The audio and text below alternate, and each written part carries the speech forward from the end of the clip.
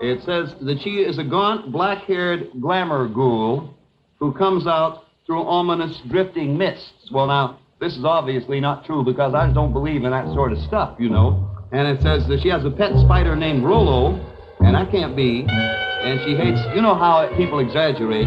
She hates the sunlight, and she's the ghostess with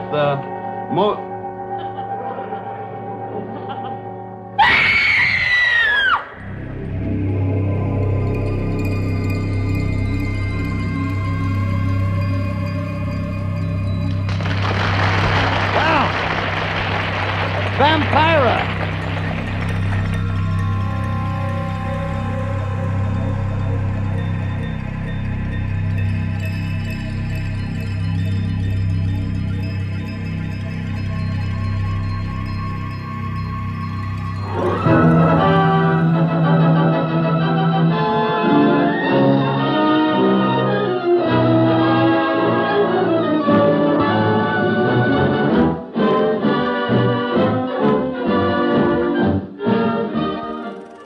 This is the story of one of those girls.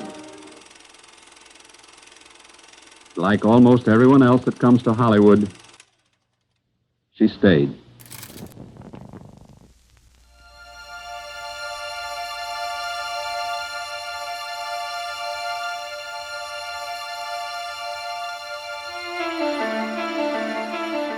Think of her as a long shadow cast by the first cathode blast of the television tube. A nightmare creature out of erotic fantasy. Monster, comedienne, vision in the mist, the original riot girl, and a birth mother to hipster irony. She just came roaring, roaring at you. She was a real firebrand. Comedian and writer Dana Gould. People think of, like, because of the image of Vampira, that she was this sort of goth, mordant. It couldn't have been further from the truth. She was this sort of bubblegum popping beatnik hipster chick. Above all, think of Maila Nurmi as Vampira, because she'd want you to do that. She was always very proud of the iconic status she managed to achieve. I'm just a bit player in her story. But she'll always be Maila to me.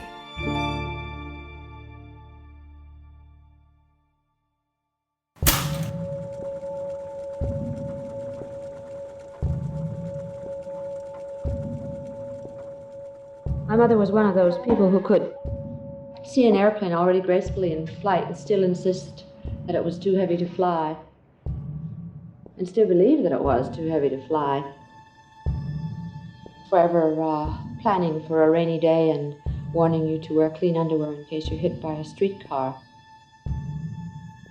One day I was in the tub, still at home, 17 years old, and Mother had the radio on in the other room. I heard a voice on the radio, jumped out of the tub, shrieking, forgetting my modesty, rushed into the bedroom, ran to the radio, threw my arms around it, and shrieked, "Mama, Mama!"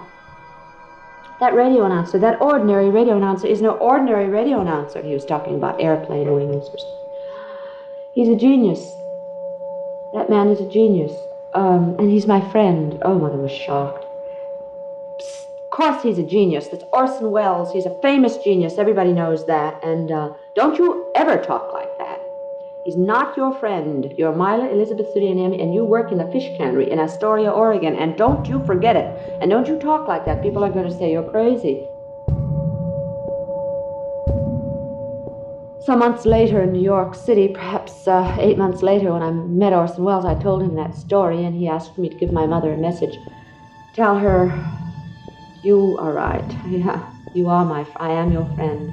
And tell your mother to have more faith in people. I went through life trying to prove, until Mother's death, trying to win her approval, not knowing that it was an impossible thing to do.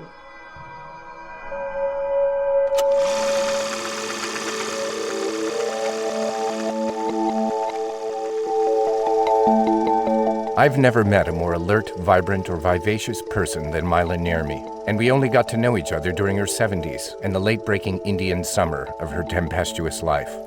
She was a regal beauty then, lined, gray-haired, and impoverished, but royalty in exile all the same. I can just imagine her during her heyday. A spirited and unearthly beauty with her arched eyebrows, impossibly slim waist, mesmeric eyes, and high Scandinavian cheeks. It's ironic, but Maila is best known for a smallish role in a movie she never took seriously, where she doesn't even speak.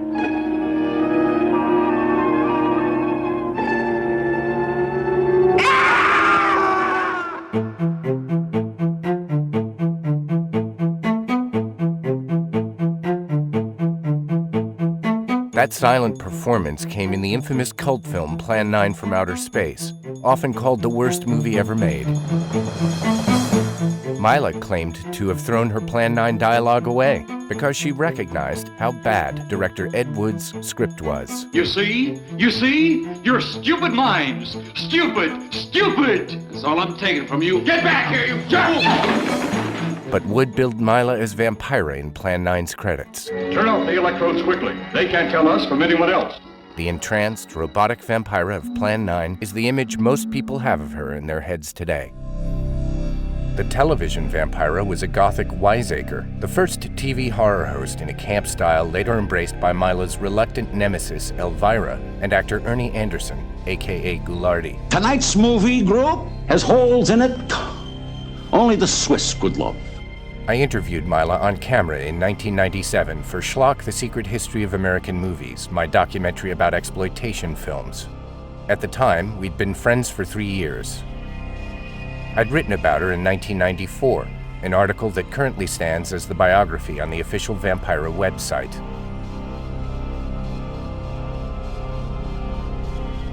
I used only a few minutes of Maila in Schlock, but Maila and I agreed that someday I'd use the 70 or so minutes of video we collaborated on to find a way to let her speak.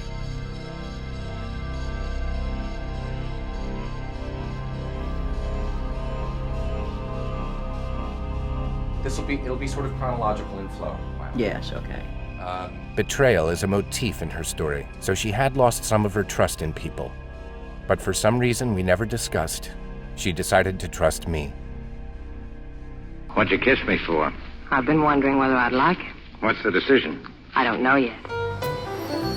We began our conversation by talking about Maila's early and rather frustrating tenure in Hollywood, where she was briefly under personal contract to Howard Hawks, the director who paired Bogart and Bacall into Have and Have Not and The Big Sleep. You know how to whistle, don't you, Steve? You just put your lips together and blow. I wonder if you could start by telling me about Howard Hawks and your original arrival in Hollywood. Well, let's see. When I was a young actress of 17, a young lady of 17, I tried first to crack Los Angeles, but nothing happened here, so I joined a magazine crew and crossed the country to get to Broadway, and somehow wormed my way into a Mae West show. Catherine was great. And from that, I got a glorious review in the Hollywood Reporter, and Howard Hawks saw it and sent for me. He said, come to Hollywood. I think that was 1945, and he had just brought Lauren Bacall in, and maybe 6 months before, so I was to be the new Lauren Bacall. And what happened to you under Howard Hawks' tutelage? Well, they brought me here saying I was $1 million property, and we don't traffic with anything but, and when I came here, they didn't even know I was here, They ignored me. They gave me $75 a week, and I sat in my rooming house waiting for them to call. I didn't like Howard Hawks. I thought he was stupid. So I tore my contract up in two, said, kindly find a place for this in one of your numerous wastebaskets. And they did. Hawks allegedly fell in love with Bacall, and Maila resembled her a bit physically. It's a backdrop to her first Hollywood experience that seems pertinent to me. Decades later, Hawks was speaking to the film school at USC, and somebody asked him, he was talking about the ladies he had discovered, the actresses. And somebody brought up my name, and he said, that's the one that got away.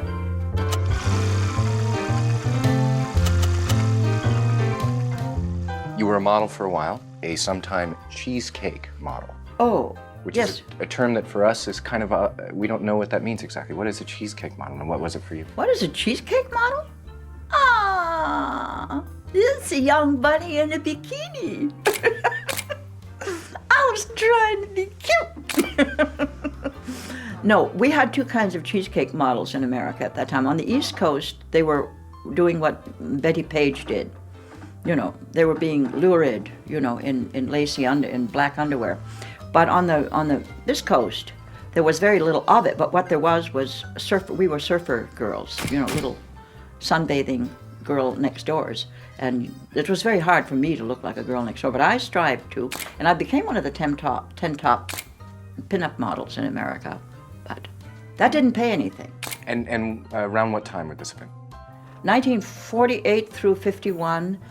But what we did was we worked for tear sheets and hoped that Howard Hughes would see our picture in a magazine and give us a movie contract. That's what it was all about. By later standards, things like cheesecake modeling or exotic dancing in the 40s, how would it compare to the kind of erotic stuff that came on down the pike later? Oh, no, it's not the same thing at all. We were just sunny little personalities, lightly clad, you know, happily enjoying the sunshine and the surf. We weren't coming on to anyone, you know. So we weren't sordid. No, we weren't sordid. It was wholesome cheesecake. If Maila didn't find success in Hollywood, at least she found romance. Dean Reisner was a former child star and aspiring screenwriter who would later help launch Clint Eastwood's directing career. She called him my cuddly, confused, and rumpled dink, my own private teddy bear. She called him husband, too, a status not formalized but achieved both by common law and emotionally. For a time, Mrs. Reisner was all she cared to be. By 1951, Maila Nurmi was a failed Hollywood starlet, about to turn 30. She'd had some success as a model in the relatively chaste erotica that was socially acceptable in her time, but she hadn't parlayed it into anything more substantive. But all that was about to change, thanks to luck, opportunism, and a new and transformational technology.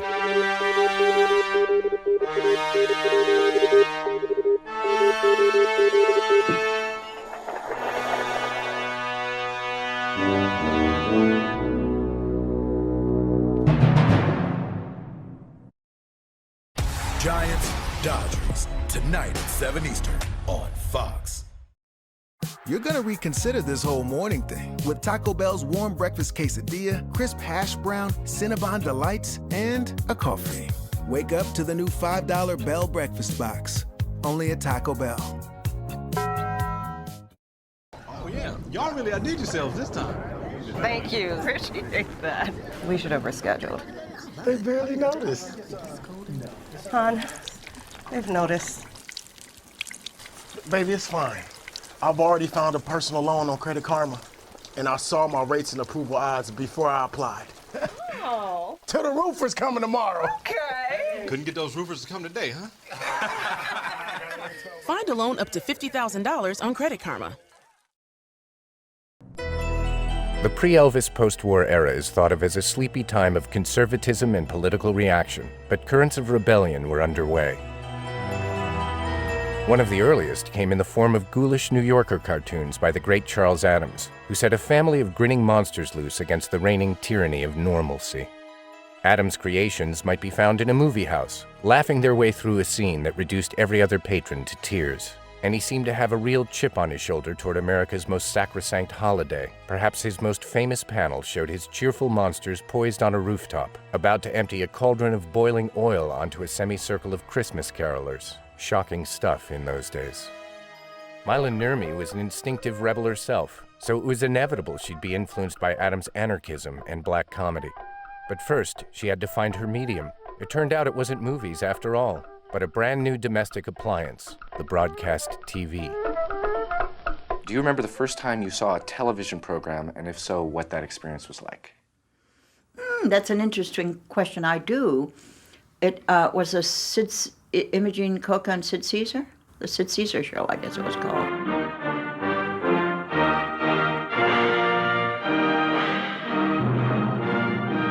I was just mesmerized and a little frightened because it was, you know, something new. We always fear what we don't understand. Al, I wonder if you tell our audience exactly who this lady is. I don't know who she is, but it's all right with me.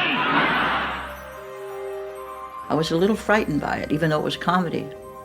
Just thought, gee, strange, wonderful, strange. What was the general reaction? What was your sense of the way people reacted when suddenly this new thing appeared in the country? I don't know that I was busy evaluating the world at large in those days, but I saw an opportunity for myself. I said, everybody's jumping onto this new bandwagon, and they're looking for talent, and God knows I've been a monologist since I was born. The thing that was most popular at that time, locally here anyway, was a show called The Websters, and it was a daytime soap. A creature of habit. Well, there's one habit I never want to lose, darling. And I thought, that's what they want, and so that's what I'm going to do. But then I thought, but that's too, I can't do it exactly that way. It's too wholesome. I don't like to do wholesome people. I don't like to dwell on their very existence, let alone pretend to be one. So I thought, well, let's satirize them. Let's take some very unwholesome people and have them behave as though they think they are wholesome, And then, oh, no, Charles Addams already did that. Maila kicked the idea of an Addams Family TV series around where she could, but she wasn't really moving in the circles where production decisions get made. What happened next is a real-life Cinderella story, with more claim on the cliché than most. Because like Cinderella, the turning point for Maila came at a fancy dress ball, choreographer Lester Horton's annual Hollywood masquerade, the Bal Carib. I went as the then unnamed Morticia Addams. I bound my bosoms and I wore a little bit of pale mauve, white makeup and a little bit of pale mauve powder so that it looked as though I'd been entombed, And I wore sheer lavender nylon gloves, and everything was vaguely deathly in tone. And I went to the Bal Carib, looking to be discovered for television, actually, hoping that somebody would get on the ball and supply the rest of the family for me in a vehicle. But instead I got discovered just for myself alone. A local station, KBC TV Channel 7, approached me. The producer was named Hans Stromberg Jr. He wanted me to work alone without the entire family, without Charles Addams or the family, but just to do the Charles Addams character. We can't do that. I said, it belongs to Charles Addams. It's not my character. So I said, well, give me a few days. I didn't want to say a flat no. They were like offering money. So, and some help of some kind. So I said, give me a few days, and I came back with a vampire. I still kept the dress. I knew they liked the dress. I kept the dress and the black hair. But I turned her into a vamp. I gave her platform shoes and fishnet stockings, and I slit the dress up. And I took a lot of things from a magazine called Bizarre. And, I didn't know what a dominatrix was, but that's obviously what I was emulating. I cinched the waist, and I wore a long phallic cigarette holder and long phallic fingernails, and, And then I made the mouth very wet with lip gloss, very bloody red, and then, and so that it almost appeared to be dripping as though I just finished with a victim. I didn't actually have fangs, but I tried to imply that I had them. And, okay, they went with it. I said, fine. Then they wanted a name for it, and my husband supplied the name Vampira, and they said, great, and we went off with it. A vampire cocktail. You like it? It hates you.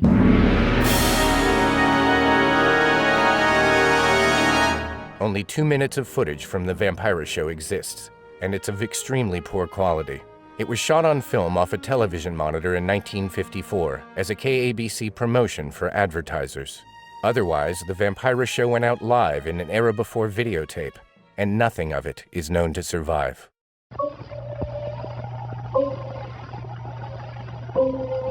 Maila first viewed these images in the late 1990s. She was blasé about it.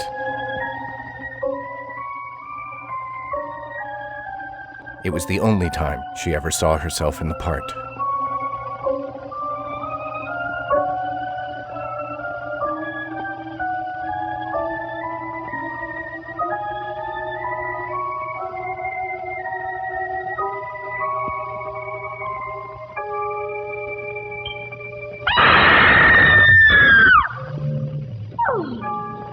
Screaming really nasty, so.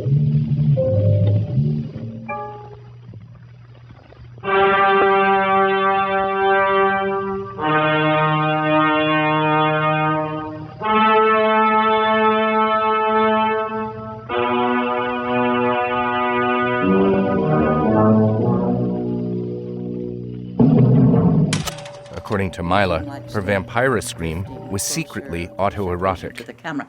And when she almost reaches the viewer, she suddenly screams a blood-curdling scream. And then says, "Screaming relaxes me so." As if she's having just had an orgasm. I mean, that was my thought. And that was what I was trying to imply in a ladylike manner. What I need is a Vampira cocktail to settle my nerves. It'll not only settle them, it will petrify.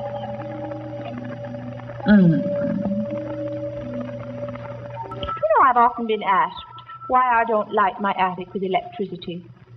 Isn't that ridiculous? Everybody knows electricity is for chairs. I lit a fairy tale tonight. It's called The 13th Guest. The 13 makes it timely, topical, and terrifying. It's about a humorous fellow who dies telling a joke. Something of a deadpan comedian. Here.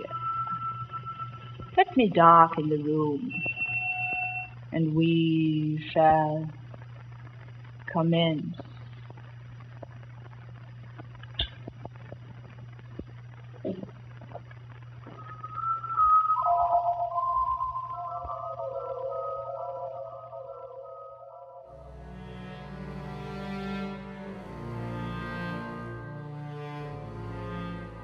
How about the format of the show?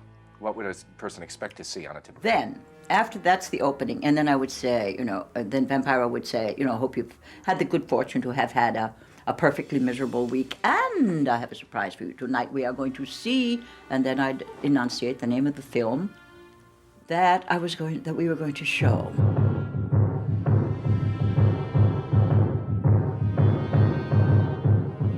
Commercial, cut to commercial.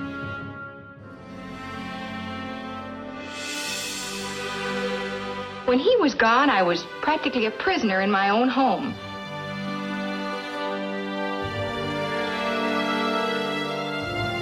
It's a whole new way of life. And then when we open, we're on the main set, and we have about 5 segments with commercial breaks, about 5 breaks in the film. And the film would typically be what sort of movie? Typically, well, we were presumably we were showing sci-fi and horror. Presumably we were showing horror, but the good Universal films were not available. They were caught up somehow legally that they were not available for rent. We were able to get some few little horror films from, I think, Monogram kind of quality. Things like Voodoo Island. They say nobody ever goes there and comes back. No, Voodoo Island came later. We had White Zombie.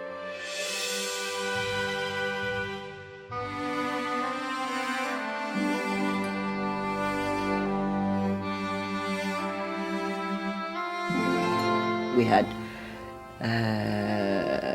Island of Lost Souls. We had The Frozen Dead.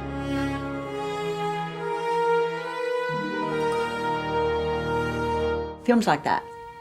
But more often than not, we ran out of those films. There weren't that many available. We showed Raymond Chandler type detective stories and tried to pretend that they were horror, We did the best we could for what we could rent for $100. I was on my way to the police station. Yes, and baby, you're still on your way to the police station. And how would you take a movie that was, say, a detective movie and pretend that it was like a horror film? Well, my writer was a genius. Peter Robinson was a genius. He knew how to transpose that. But we would always say, if something happy had happened on the thing, we'd say, what a tragedy, that poor darling. Something good had happened to her. And of course, when miserable things happened, we would say, well, isn't that wonderful? So we just sort of dumbly went on with it. And there were sketches, too, weren't there? Oh, yeah. I came to Hollywood to find out how they make money. Well, how do they make money? Well, Vampira was like a one-woman Saturday Night Live. I did a lot of characters. I'd be, once I was Groucho Marx. She wore the eyebrows, you know. And, very quickly I would just do the illusion, how you do a little bit, suggest the character, pull the hair back very quickly, or put on spectacles if you're sometimes. Once when Jimmy Dean was on the show, I was a librarian. And I rapped his knuckles. He was a naughty boy.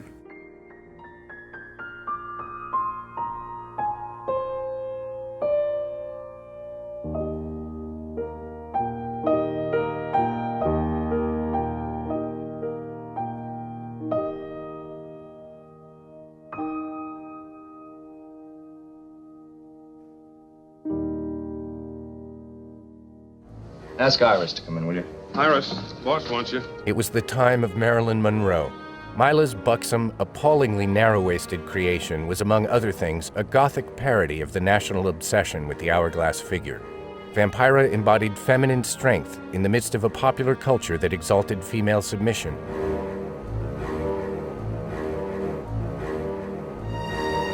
And with the baby boom detonating all around her, her impossible midriff made it seem as if she didn't have a womb.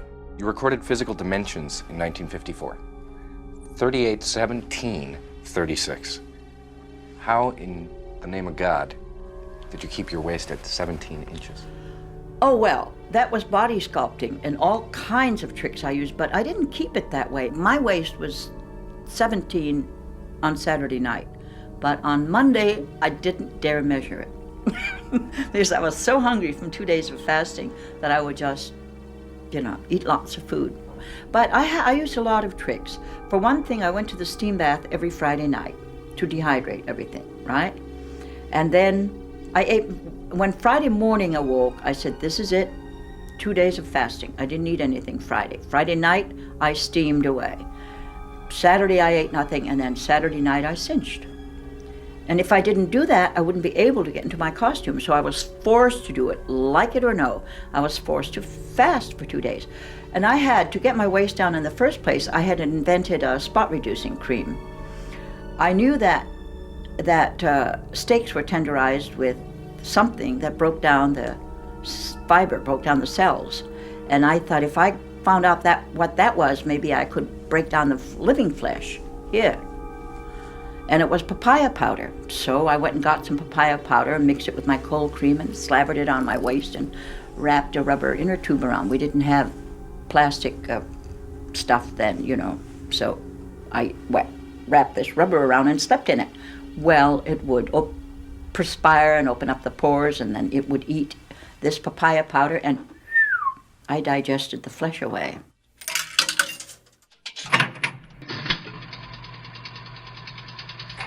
Vampira came to the party so early that when she received her first tribute record, it came rockabilly style.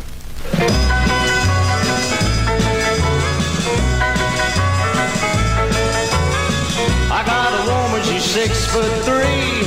Ooh, buddy, what she doing to me? She got loving and she's mighty strange. But Vampira, that's her name. Vampira, yeah, Vampira. By 1954, World War II was a receding memory. Parents, shaped by the scarcity of the Great Depression, were raising their children in a time of unprecedented abundance. The first generation of American teenagers with disposable income in its pockets and leisure time on its hands was fueling a new pop culture economy. Its musical prophet was Bill Haley, who would be followed quickly by Elvis Presley and Chuck Berry. And its gospels were the hosted horror comics Tales from the Crypt and Vault of Horror, and the wild satiric panels of the early Mad magazine. It was a world so tailor-made for Vampira that Maila Nurmi might have stitched it together herself and worn it to the Bal Caribe. But that revolution in sensibility, while imminent, hadn't quite happened yet. And that makes Maila Nurmi a pioneer. Just how radical an idea was the whole Vampira show format character for the 50s? Well, it was unheard of. Fortunately for me, my producer was a brave and crazy young man. He had fanatic ideas, and I myself have little fanatic instincts deeply buried, and he brought them to the fore, so we worked well together. It was just unheard of. Society was alarmed and delighted. The Vampira show was local and live in a time without videotape, which made it perishable regional TV. But Maila's background as a cheesecake model stood her in good stead. There are hundreds of publicity shots of her in character, and they form an important part of the Vampira legacy. To me, it is like the godmother of goth. It is the godmother of the alternative movement in terms of the classic reigning beauty. Gothic photographer Gabrielle Geiselman. The long dark hair, that silky, the curve, the corseting. I mean, huge movements have come out of this. She affected so many different elements, down to the nails, down to the shoes. If you think about it and you really start picking it apart, you realize she's the original. She's absolutely the original. And yes, she is an amalgamation of all these different things that came before her, but she's the first person who put it together and made it dangerous. In still photos, Vampira is the antithesis of the famous 50s fetish model Betty Page. Page's appeal has been described as her ability to maintain a girl-next-door wholesomeness in squalid contexts.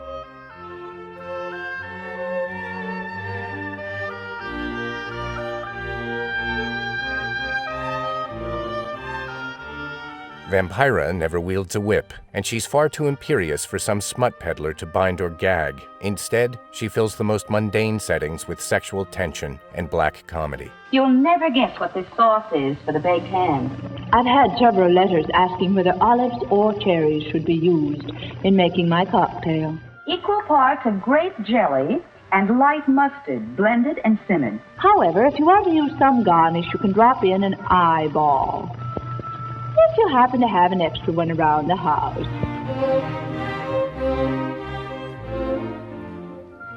Both Page and Nurmi embodied the contradictions of an era that venerated the American female, but saw her as a virtual house slave. If Betty Page somehow brought 50s ideas about female purity into the dungeon, Vampira brought the dungeon into the living room, the kitchen, and onto the welcome mat where her presumably cowering house guests wiped their feet. The power of these images is the only possible explanation for a small local show's unprecedented popularity. This mighty new transmitting tower makes KABC one of the most powerful television stations in all the West. What kind of impact did the Vampira show have? I think the world stood still. Even this mighty tower shook to its very foundations when a bizarre, offbeat, mysterious image was first telecast just a few weeks ago. Got fan mail from all over the world. I don't think that's happened even yet from a local show. And no wonder. The image was that of KABC's internationally acclaimed glamour ghoul, Vampira. The studio did not spend money to advertise because everybody automatically wrote about it. She advertised herself, Her impact on televiewers has been fantastic. Writers just journalists wanted to remark on it and comment on it. So we got lots of press without having to buy any. Now, 3 short weeks after Vampira's first scary airing, Newsweek magazine told the nation about her Saturday night prep together. After 6 weeks, Life magazine devoted 3 big pages of pictures and story to Vampira. And worldwide publicity in French, English, and Australian newspapers and magazines is now being topped by a full-page spread in the Sunday edition of the New York Daily News. And all because of this sweet, lovable little key named Vampira. People were just astonished we got into Life magazine. Which I've seen, which it shows you on the set and in the Vampira character. Mm-hmm.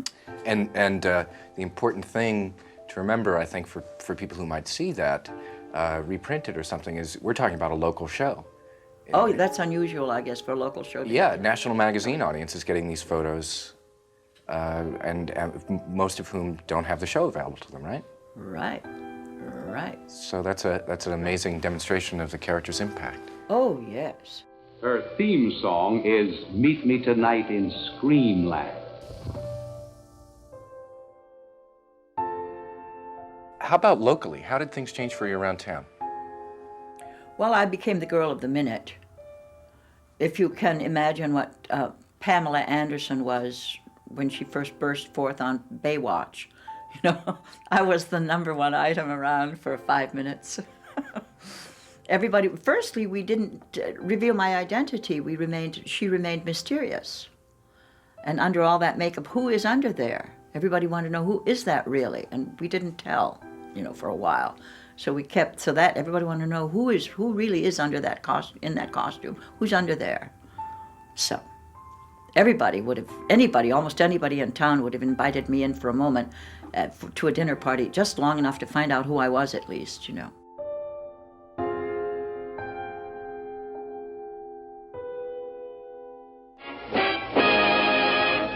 Next Sunday, see Dateline Disneyland on ABC Television Network. Busy you, in and out of doors every day. Think how much dust and dirt settle on your skin. That's why cleansing tests were made by an independent testing laboratory.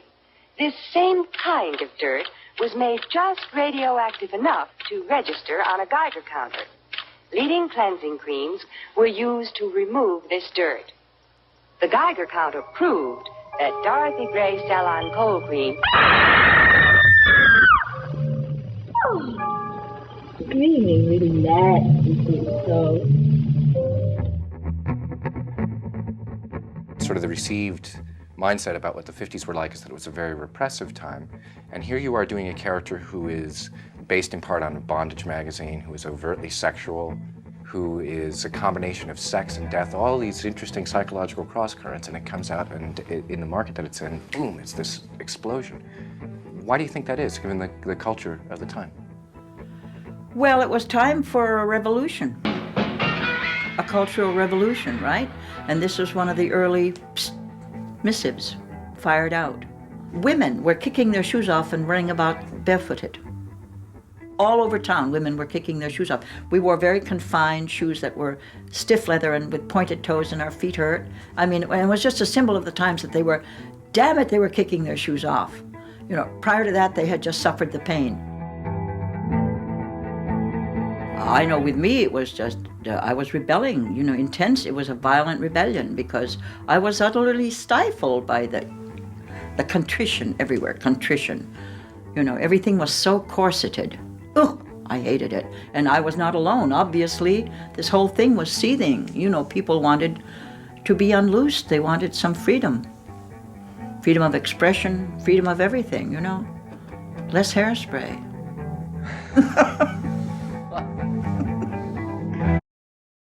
In the town of Basic, isn't that a surprise to hear these type of noises?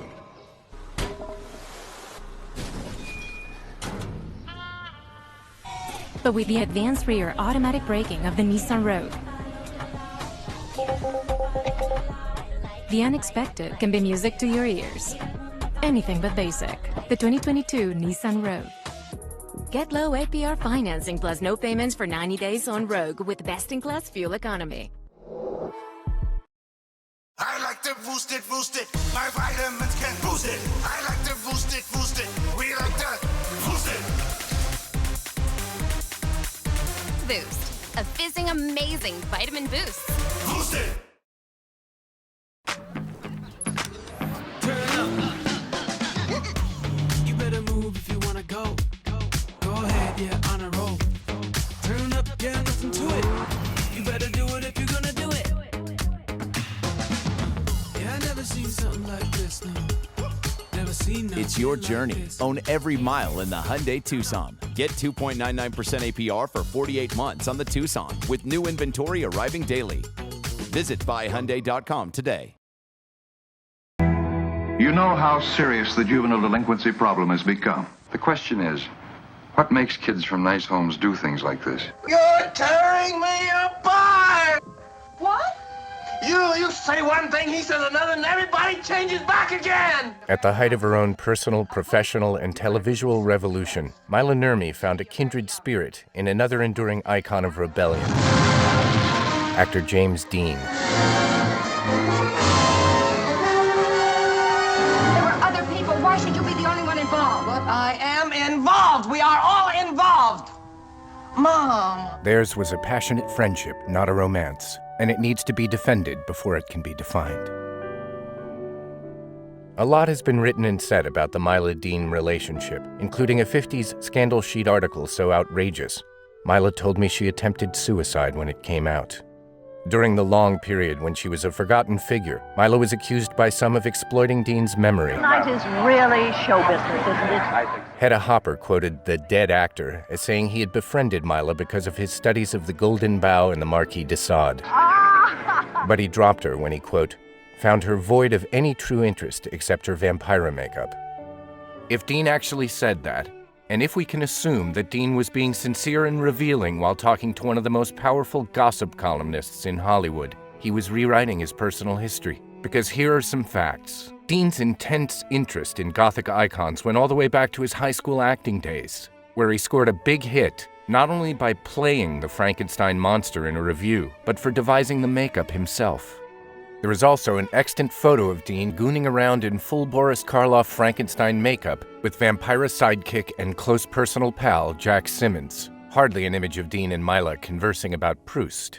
A memo in the Warner Brothers archives also mentions a set visit from one Vampira when Dean was shooting Rebel Without a Cause. And the scandal sheet article Maila said perverted public perceptions? That exists too.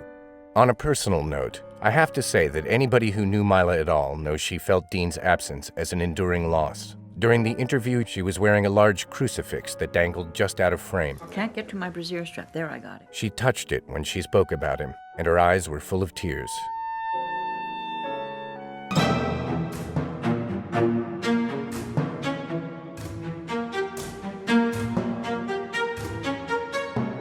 In mid-50s Hollywood, there was a pecking order. Hello, Lauren. How are you? I'm wonderful, thank you. And this is Lauren Bacall, ladies and gentlemen, as if I had to tell you.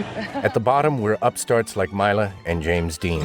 You were kind of then in the vanguard of this next generation of attitude and talent that came in and came of age here in Hollywood. I wonder, at the time, was there any sense that the old guard was looking askance, that there was a kind of a generational? Oh, it was very pronounced. It was very pronounced. And we saw it most clearly at Googie's, which was next to Schwab's, because the old guard was in Schwab still. They were established, big money actors.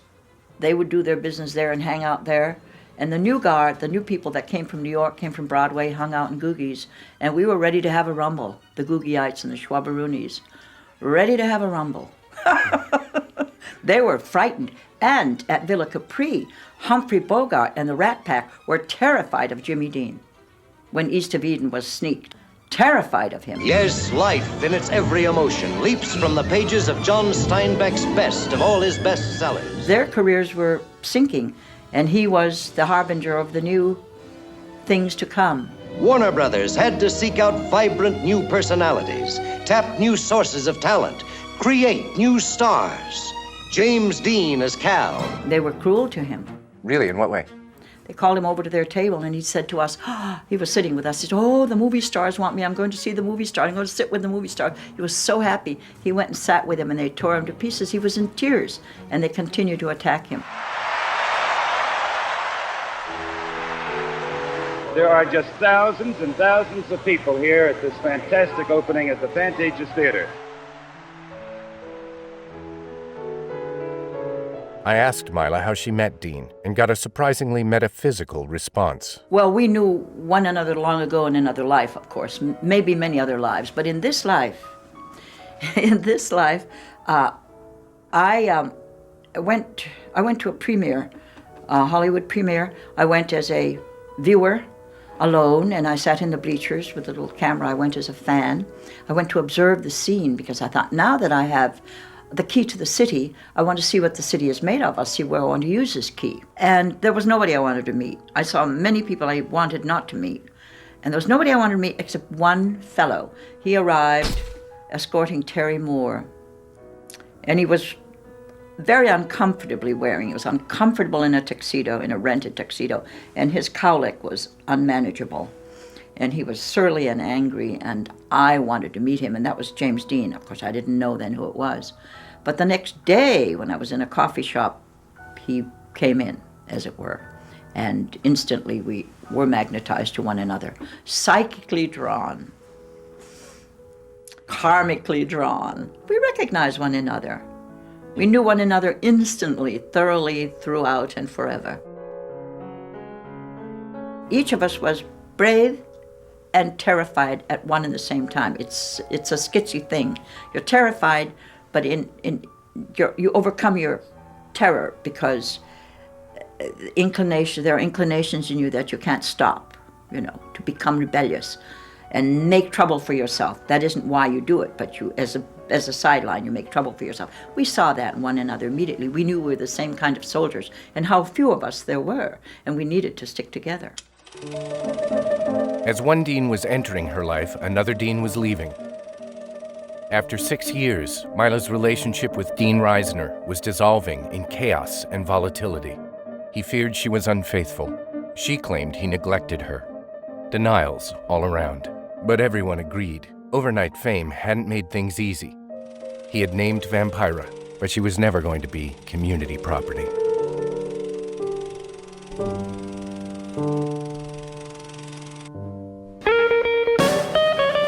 Maila was at her absolute zenith as a TV personality. KABC was pushing Vampira to sponsors as flagship programming, the key to advertising success. But their interest in the character went even deeper. By year's end, the station would be paying Maila the ultimate showbiz compliment by ripping off her act. A new hosted movie program took to the air, built around cheap romantic films this time, and another outrageous female character. At that time, Vampira was on, and I said I could be the opposite of her.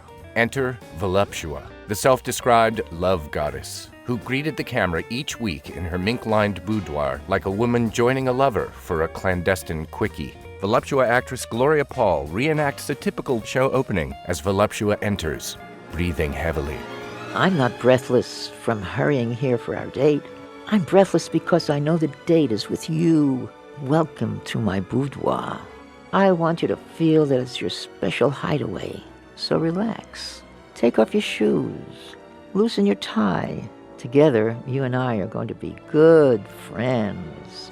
Paul was a lively and pneumatic young beauty who shared Maila's background in cheesecake modeling and as a showgirl, but with none of Maila's interests in bohemianism or satire. Voluptua made the sexual subtext of the Vampira show into the whole act. Ironically, given that Paul herself was a far tougher cookie than Maila could ever be, Voluptua was all yielding sexual compliance. I was in their living room, I was in their bedroom, and I was being very nice to them, and I spoke softly, and they loved it. They ate it up. The show itself is entirely lost, but KABC got Life magazine to give Voluptua the full Vampira treatment. The surviving photos depict a program that might be considered provocative even today, with Voluptua stripping in silhouette behind a translucent screen as she slips into something more comfortable. I never did figure out what was so terrible about what I did, because I never saw it. I never saw any kind of playback. I never saw a kinescope. I never saw anything except what were in the magazines, and I was in many, many magazines with Voluptua. By show's end, Voluptua wore nothing more than panties and a man's pajama top. Whatever she'd been up to, she hadn't been watching the movie. She kissed the camera itself goodnight. Mwah. To make the connection between Vampira and Voluptua overt, KABC promoted them as the chill and charm girls, but the lack of a satiric element gave Paul nowhere to hide. Outraged moralists got the show canceled in just 7 weeks. He says, "You are being canceled." I says, "Why? What did I do wrong?" He says, "Tremendous amount of protests. They have renamed you Corruptua instead of Voluptua. The FCC has threatened to turn the studio into a parking lot if we don't get rid of you." Meanwhile, national press attention and cult celebrity meant bigger and better opportunities for Maila and Nurmi. The first was on June 15th, 1954, 1 week after Vampira's Life magazine spread was published. Halloween, Halloween. The Red Skelton Show was a major CBS program where Vampira was seen for the first time by a national audience. I don't know. It seemed like television has sort of changed Halloween. She was paired in a vampire-themed mad scientist sketch with another great Gothic icon, the greatest of them, in fact, Dracula actor Bela Lugosi, now in the hard-scrabble twilight of his long and varied career. It was the only time they ever worked together, but not the only time they were co-stars. A cross-dressing sweater fetishist and shoestring filmmaker named Ed Wood would see to that.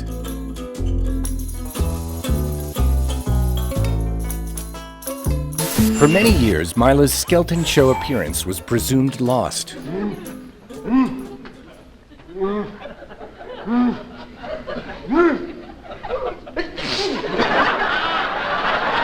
But in 2014, the Skeleton Estate located the program and rewrote movie monster history in the process. Please, you're making enough noise to wake the living. I think there's somebody coming. Yes, it's my sister, Vampira. The episode-length sketch is a mashup of Skelton's popular movie comedy, The Fuller Brush Man. Pardon me, is the lady of the house in? I'm your neighborhood brush salesman. Plus plot devices borrowed from Abbott and Costello Meet Frankenstein. We're lucky that the salesman came to our house and to our door. Lugosi's sidekick is another legend, Lon Chaney Jr., on hand to kid his signature role as the Wolf Man. I've been to the dentist. These here are just temporary fillings. Maila stands out for what she isn't doing. She's not playing it for laughs. Would you like to go out with me after you're dead? Would I like to go out with you? Now is your chance to send the kids out of the room. I like you. You do? Yes, you're just my type. You mean I'm breathing? A red-blooded American boy. Yeah. This is a physical impossibility. Why don't you invite me over sometime when you cut yourself shaving? Oh, let's not get sickening about it. Look, I don't even... You better get home. It's getting late. Why don't you go? Where do you live, anyhow? Here. Here? Well, I like the way you keep your lawn. This won't hurt a bit. What? What you gonna do? Are you... Are you kidding?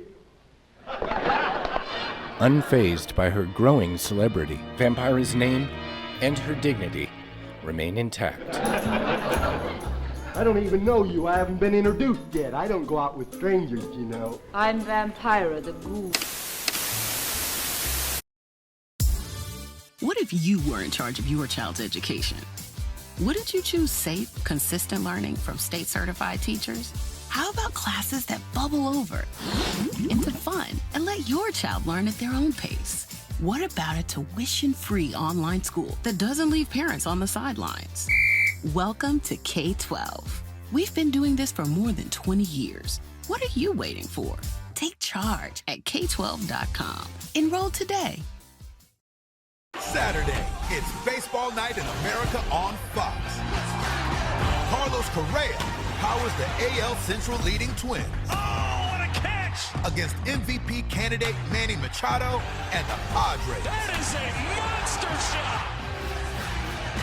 Or it's an NL battle as Kyle Schwarber and the Phillies take on the Pirates. It's Baseball Night in America next Saturday at 7 Eastern on Fox. When The Skeleton Show aired, The Vampira Show had been on the air for just 6 weeks. On August 7th, Vampira appeared on NBC's Saturday Night Review opposite Ben Blue, a rubber-faced comic with a specialty in beleaguered husbands. My mother told me not to marry. I work as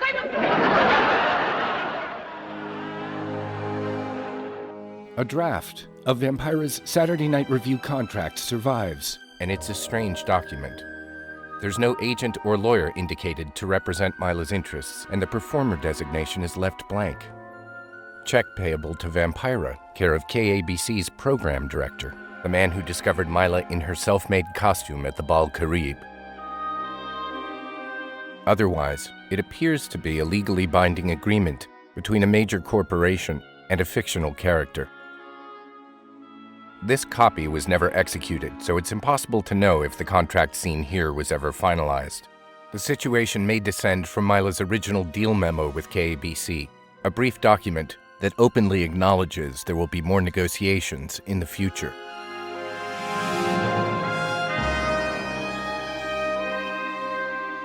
Maila can play her character on national TV. KABC can refuse her the right to do so. No problem, if everyone stays friends.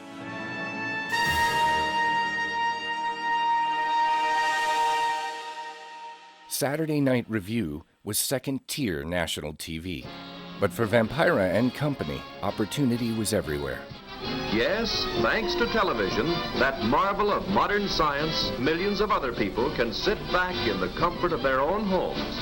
It was the start of a TV renaissance, and Maila wasn't the only one ready to make the most of it.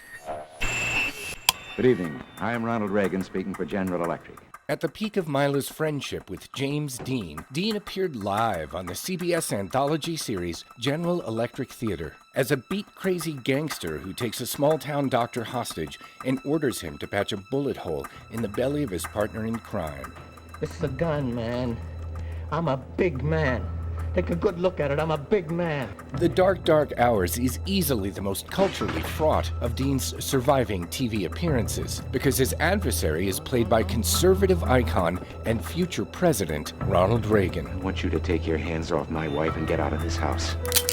Vampira's sidekick Jack Simmons appears as the dying Pee-wee. It's the kind of showy supporting part Maila had begged Dean to give Simmons for months. I'm suspicious, Dad. I trust you. I don't trust Vanya. Oh no, what am I gonna do with this idea? It's Reagan's show, so Reagan comes out on top. I'm not afraid to shoot, Billy! I don't know whether to beat you or kill you. But Dean is electrifying as the kind of troubled youth he was born to play. I don't even care, but if I can't be the best, I'm gonna be the worst, huh? And I'm gonna tell you one thing. No one's gonna look at me again like I'm a piece of dirt. The Dark, Dark Hours plays today as a test drive for the rebel without a cause persona that made Dean an enduring star. Television City. The Dark, Dark Hours was also the occasion for another of Maila's accidental brushes with history, when she dined with Reagan and Dean at the CBS commissary during rehearsals. They were three American icons who had yet to become iconic. Maila's opinion, recounted in her private journal afterwards, was that Reagan looked and acted as though he should have been selling insurance. So until next Sunday at the same time, good night for General Electric. Live broadcasting made it possible for Maila to watch James Dean's TV appearances as they happened. But she never saw any of her own. Maila was always frustrated that so little of her work was preserved. She never stopped hoping more Vampira footage would surface. In December of 2011, it finally did. 2 lost kinescopes were located by this project, a game show appearance, and a pivotal 1955 performance on NBC's George Gobel show, a top 10 hit seen by millions. With his guest, Vampira. Excavated for this project after 57 years, the Gobel footage had an estimated audience of 10.8 million viewers on the night it was broadcast. For this reason, it represents the largest audience Maila as Vampira would ever reach.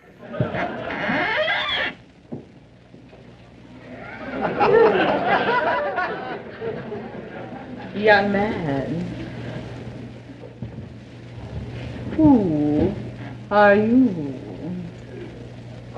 What is this? Won't you come in, Mr. Goble? We can have a nice little... Ow! Don't step on the cat's tail. I don't see any cat. Oh, we don't have a cat. Just his tail. Would you mind if I smoke? No, not at all. Go right ahead. Thank you.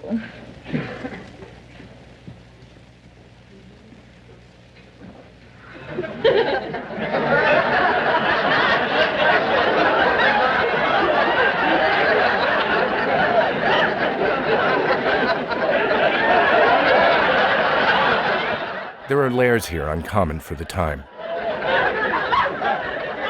Vampira is the actress in the sketch, not the role. Just a moment. Let me introduce myself. I'm Mrs. Jones.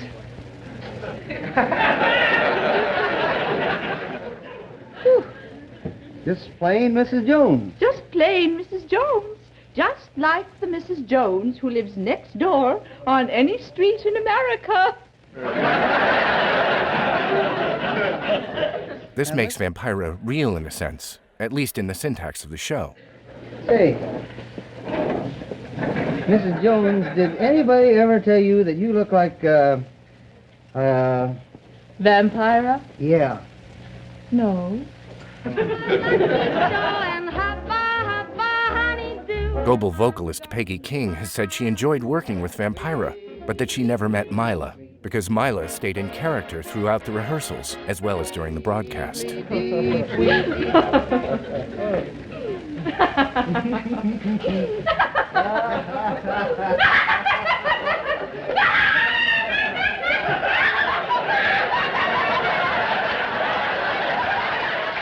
This duality was even more explicit on the reality-based game show Place the Face with Vampira, not Maila, guessing the man from her past. Did you irritate me in any way? Possibly, yes.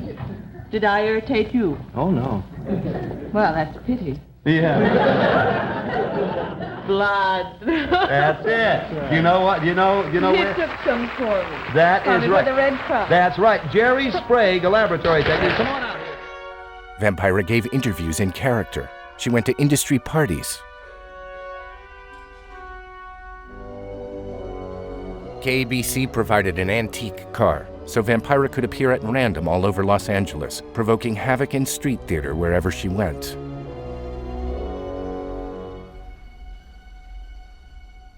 May I ask you a question, Miss Vampira? Yeah, surely. Is that really your waist, or do you come in two sections? 2 sections. I'm kind of a do-it-myself kit. Oh. Bye.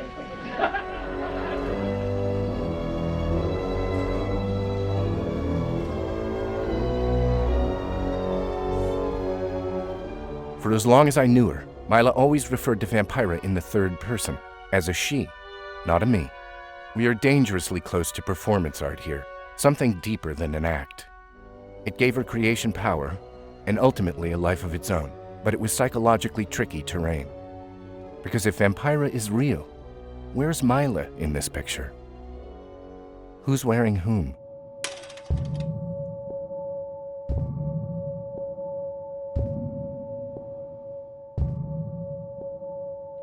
But now I was a professional vampire or something. It seemed I'd gone to a masquerade party in 1953, and the costume I wore stuck to me. For 11 years I tried to scrape it off, peel it off, burn it off with acid. Finally gave up trying. Rebecca of Sunnybrook Farm on a diet of lizard's legs and grasshoppers squeezing. You can imagine, it wasn't easy.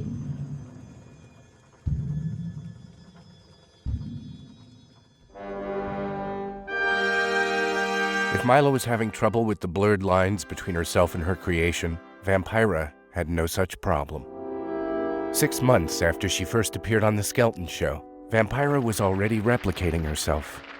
The sketch is a satire of Jackie Gleason's The Honeymooners, modified in honor of guest Peter Lorre to include a few gothic touches. One of these days.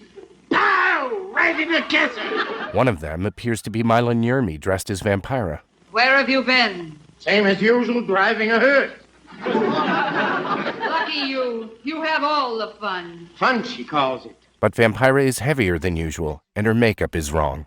Oh, dear, you ought to sit down. Because it isn't Maila, though she would certainly have taken the gig had it been offered to her. Aren't they touching? I think we should have a waltz. Is this parody, tribute, or something more ominous? All of the above, I guess. So you decide.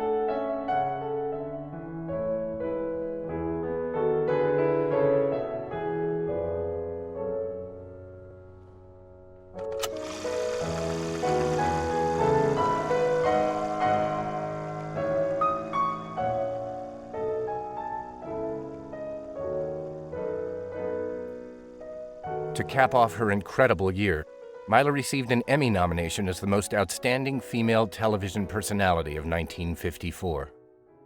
And the nominees for the Best Situation Comedy are... She lost, but given the limited broadcast reach of her program, it really was an honor just to be nominated. I Love Lucy.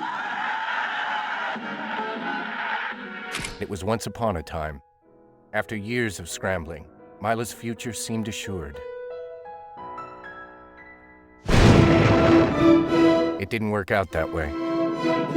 Midnight struck hard, and then it wouldn't leave.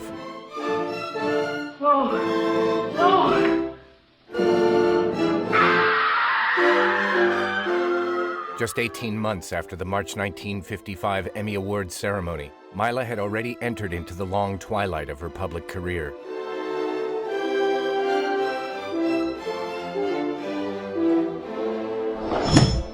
The Vampira show had been canceled, not once, but twice, and by two separate LA TV stations. James Dean was dead in a car crash at age 24, but not before his meteoric rise had driven a wedge between him and Maila, who had initially been the bigger star.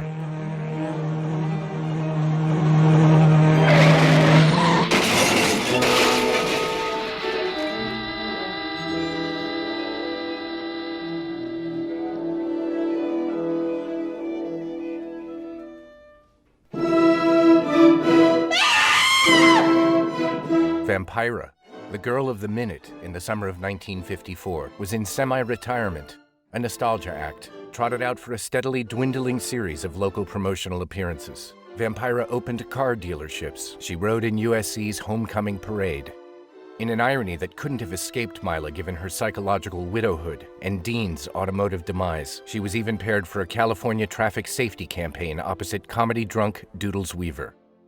Newly divorced and reduced to living on $13 a week, Maila spent less than a day wandering around a cardboard cemetery for writer-director Ed Wood, who was cobbling together a patchwork science fiction epic called Grave Robbers from Outer Space. What was Ed Wood like, Maila? I know only as how I perceived him and what I have learned. I've learned so much about him after the fact, right? But as I perceived him then, I just thought he was like a failed Robert Taylor. He was very, very pretty. His mother had wanted a girl and had raised him like the pretty little boy that he was. And so he was lovely, lovely looking when he was young and healthy. And glamorous. He had an old-fashioned romantic gentility about him that added to the glamour. He really should have been a movie star. But of course he didn't miss his calling. I suppose he really was meant to be what he was. I envy people like that, like a one-cell amoeba, you know. I want, I take, I patch, I make, you know, a simpleton, you know, but with a lot of drive and persistence. And I marvel at that fortitude. But then it isn't, it's different for some people. If you're built to bear it, you're built to bear it. Some people just aren't. You know, he wasn't one of those people that if you looked at him cross-eyed, he'd go and hide in a closet for 6 months. Apparently, he wasn't one of those people. It was, by any professional measure, the bottom of the barrel. Stock footage, wobbly miniature UFOs, and some plotless shots of Wood's dead friend Bela Lugosi posturing in his Dracula outfit were fitted to some briskly filmed scenes featuring Wood's stock company of Hollywood outcasts. And remember, my friend, future events such as these will affect you in the future. What kind of importance did Ed Wood have in 1950, whatever? None. He was pitied, if anybody thought of him at all. I say he was pitied if remembered at all. I mean, nobody took note of him. He was just an object of... No, he had no importance. The week she filmed her Plan 9 scenes, Maila also booked a 2-session modeling job at Walt Disney's studio. Disney animators were stuck on the design for an evil witch, so Maila was brought in to provide visual inspiration for Maleficent, the iconic villainess from Sleeping Beauty. In 2014, I investigated the rumor Maila posed for Maleficent for Salon.com. In response to my queries, Disney confirmed Maila's participation for the first time, 58 years after her Maleficent modeling sessions. The email I received from the director of the Walt Disney Archives reads in part, "Good news. I am able to confirm she did indeed come into the studio to do live-action reference for Maleficent." Like so much of Maila's legacy, any footage or photos of her performing Maleficent appear to be lost.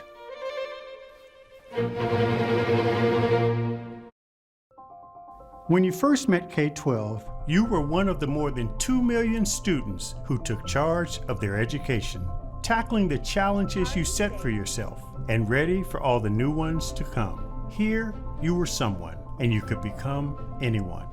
Our commitment was to help you get where you want to be. Congratulations, graduates.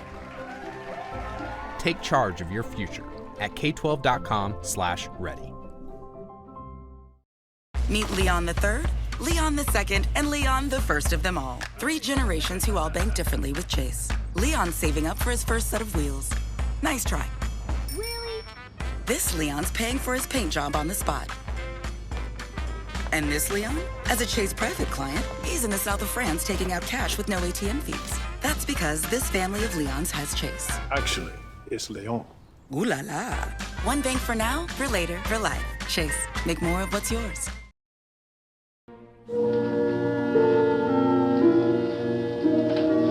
Eros, the Earth people are getting closer to that which we fear. Since they will not listen or respect our existence, they cannot help but believe our powers when they see their own dead walking round again, brought about by our advancement and such things. As soon as you have enough of the dead recruits, march them on the capitals of the earth. Let nothing stand in your way. Their own dead will be used to make them accept our existence and believe in that fact. The details of Maila's fall from favor are alternately frightening and fascinating.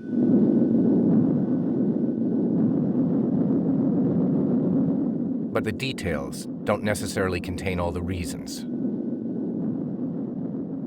For those, we need to jump ahead to 1959, the year Ed Wood's much-delayed masterwork finally hit a few scattered movie houses under its new title of Plan 9 from Outer Space, and then sank without a trace.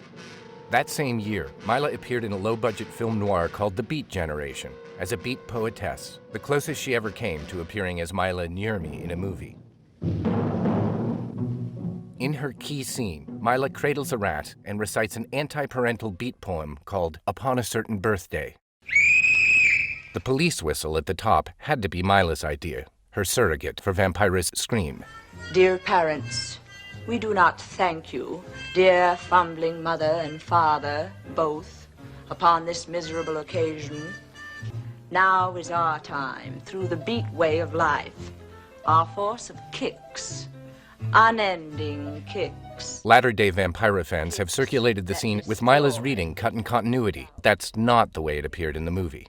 The Beats are the villains in The Beat Generation, with the hero cops standing in for the audience and expressing mainstream contempt, while another denizen of the Beat scene is out raping the lead cop's wife. What do you make of these Beat characters?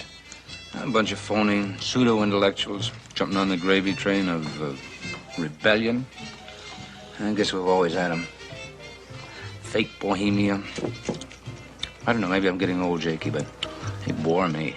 If you accept Maila Nurmi as an accidental rebel, the forces of reaction become real too. They were right there in the room with her, in this most interesting of her big screen appearances. And they vilified her.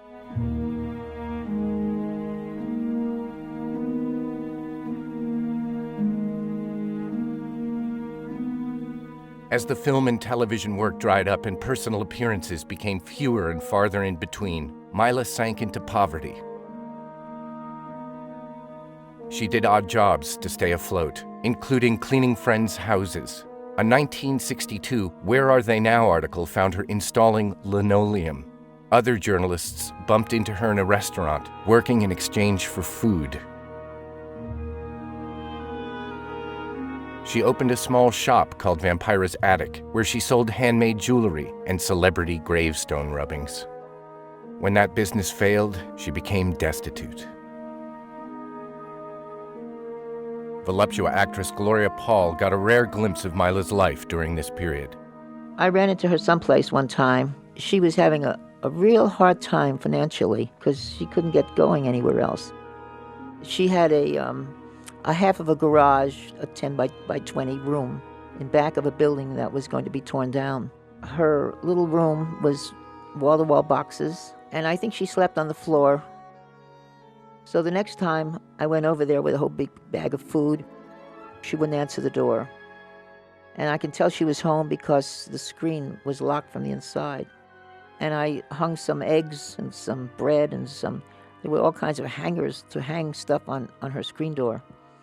And that's what people used to do. They used to come over and bring her food because she was so impoverished. Our little fairy tale tonight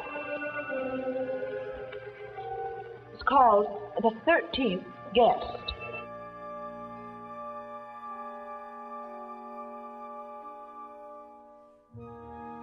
There was one type of fan who was slow to abandon her. The Vampira character had always attracted a certain amount of unwholesome attention. Stalkers, we'd call them today. As early as 1955, there was an LA newspaper account of Maila being molested in public by a crazed fan. The attacker was arrested, but the reporter wrote it up as comedy. Vampira was a cartoon character, and cartoons don't have feelings. "Clutching hand brings screams from Vampira," the headline read. These sorts of encounters would continue long after Maila had faded from public view. Maila brought it up herself and even joked about it on camera. I shouldn't say they didn't approach me, because there were people who approached me because of Vampira, but they didn't behave like fans. I suppose there was an inverted fandom. They came to terrorize me, and they came to prepare me for an act of necrophilia on their part. You know, they came to... You had some obsessed fans. Oh, they were only obsessive people. Nobody else approached me, yeah. And at the full of the moon, I was surrounded by lunatics. The ranks have grown over the years, you know, there are more people. And of course, I personally am not attacked because I'm an old woman now, but very few people try to thrust their tongues down my throat anymore. But, God, it's been 6 months, I think. I knew these stories already, and that they remained painful to her. I can remember wanting to protect her from saying too much in front of the crew. The worst incident came after Maila's first cancellation, when she fled to New York to seek new opportunities. A man named Ellis Barber, who'd never heard of Vampira, broke into Maila's apartment, beat and choked her, cut off her clothes with a straight razor, and told her, "You'll be dead by morning." The ordeal lasted 2 hours before she escaped, nude and bleeding, and got help. Maila told me her attacker dragged her up and down a flight of stairs several times. She dated her problems with walking from that night. At the police station, after Barber was captured, Maila's minor notoriety brought the photographers running. And Maila, in shock and on autopilot, climbed on top of a desk and modeled her bruises. I find these images to be the most disturbing ones Maila ever posed for. The horrors were real ones, all fists and no punchlines. And there is something in her odd blend of defiance and submission as the old cheesecake modeling muscle reasserts itself that seems to say, "Is this what you wanted from me? Is this what you came for in the end?" I asked Maila over lunch once if she ever wished Vampira never happened. Here's what Maila said. "I realized that she was very expensive, that there was more on the red side of the ledger than the black. There were more negatives than positives, seemingly.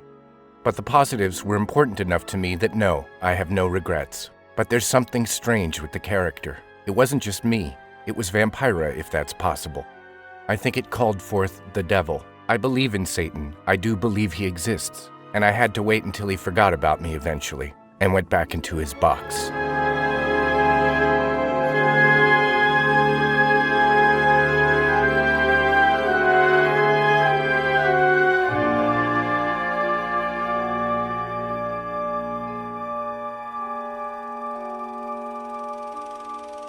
In the manic parabola Mila's life had become, there was a final grace note.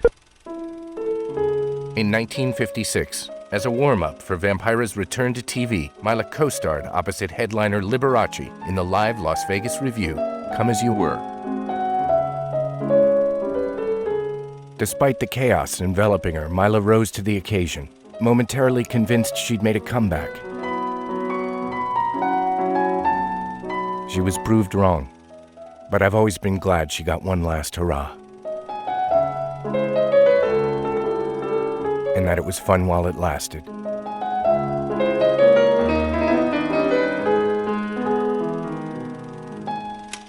And oh yeah, while she was in Vegas, she had a date with Elvis Presley.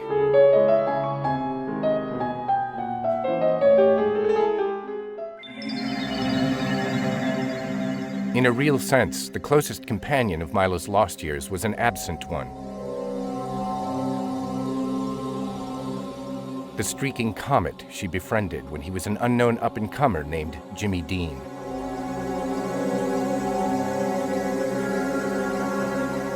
Maila had unconventional spiritual beliefs and strong powers of imagination. Hollywood astrologer Sidney Omar once marveled in print over Maila's, quote, apparent psychic abilities. Well, maybe.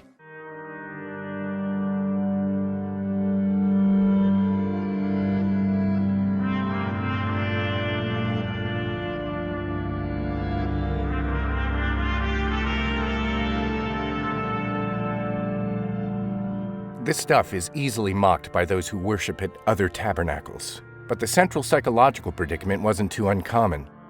Intense and protracted grief, made endurable by the belief a departed loved one remained an active spiritual force in her life. The world did its part to keep Dean's image before her.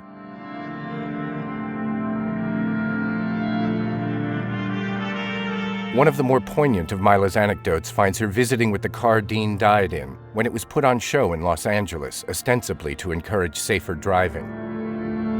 Maila was appalled to see Dean's fans tearing pieces off the wreckage.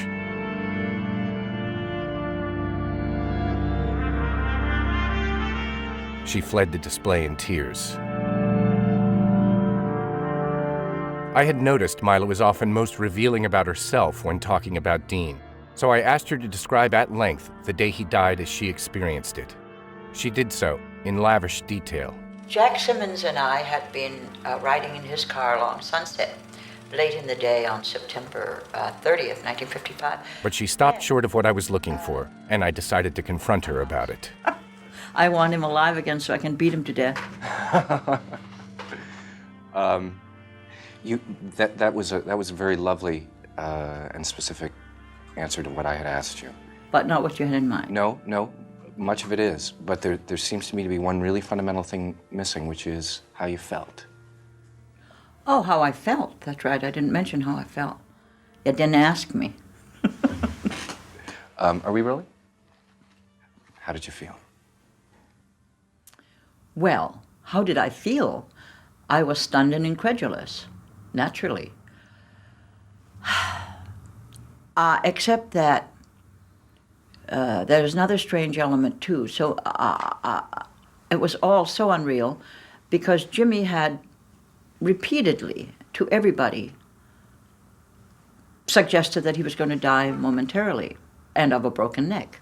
So I was stunned in so many ways. You know, it's incredulous when somebody that is so intensely alive, more intensely alive. He has as much life energy as 100 people. I mean, he was a very, very intensely alive entity.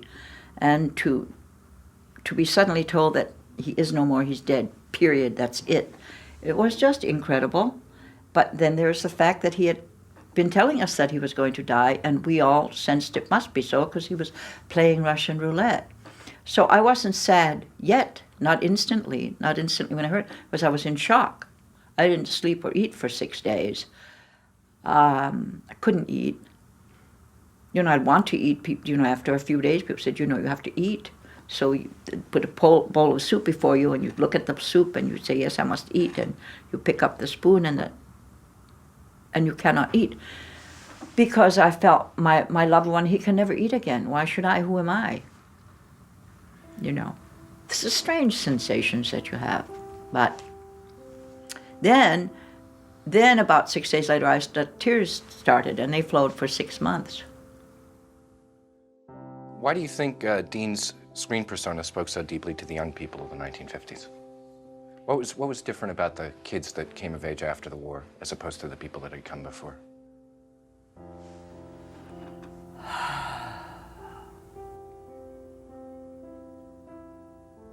I don't know. I know what they needed from him, and I don't know why they needed it more than other kids earlier.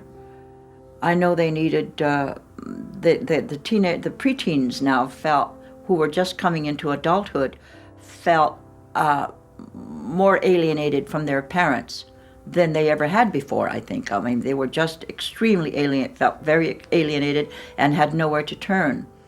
And because I think youth groups weren't organized or anything, they had nowhere to turn. And so Jimmy came along as a sort of rosary bead for them, something, you know, the Jim Stark character came along as someone for them to confide in. They could secretly take him into their hearts and feel that they were his confidant. And so if they couldn't turn to their parents, they could think of Jim Stark and tell him. It was a need, but I don't know why they had that need more than before the war. I don't know why. Because when you say that you and he recognized each other as soldiers and that there were so few of you, within only a very short time after his death, there'd be millions of you. Yeah. Yeah.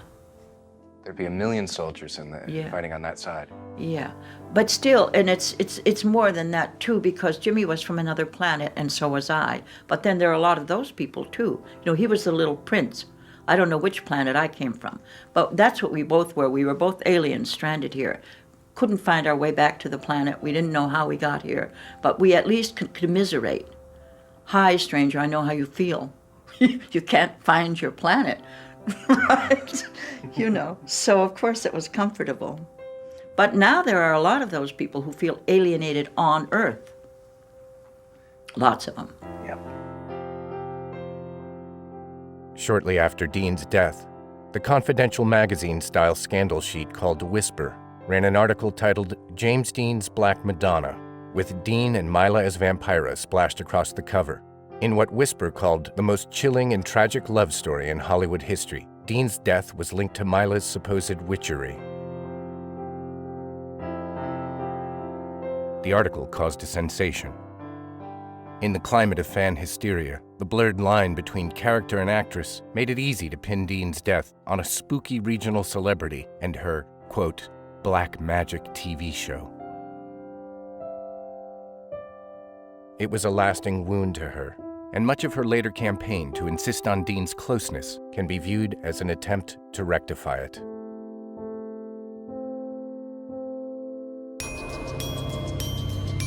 How much money did you make off the Vampira character when she was on the air? Well, my take home from the studio was $59.60 a week, you know, after taxes. And I spent all of that on body makeup and taxi cabs. But my husband supported me. Fortunately, he was earning some money.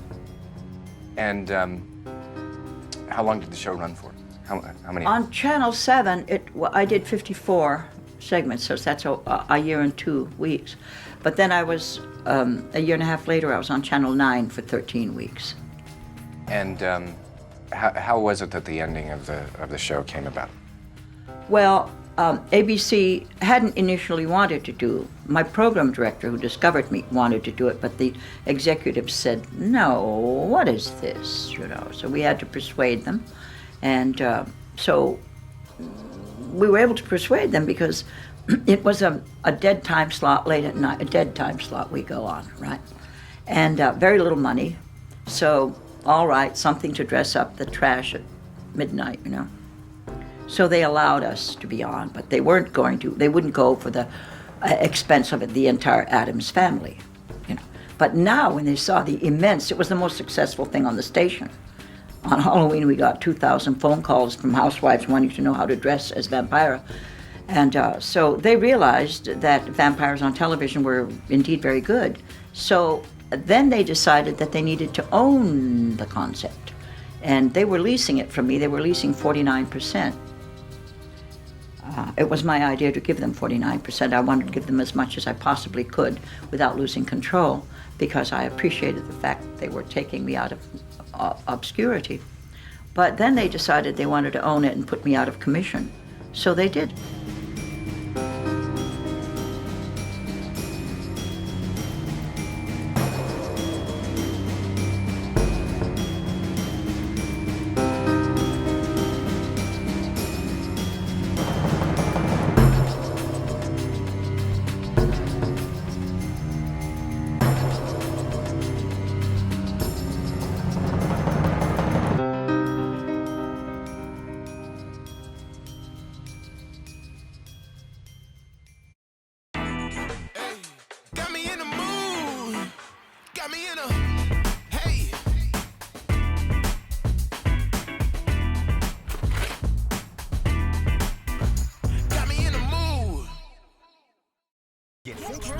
When you're facing down debt, where do you turn?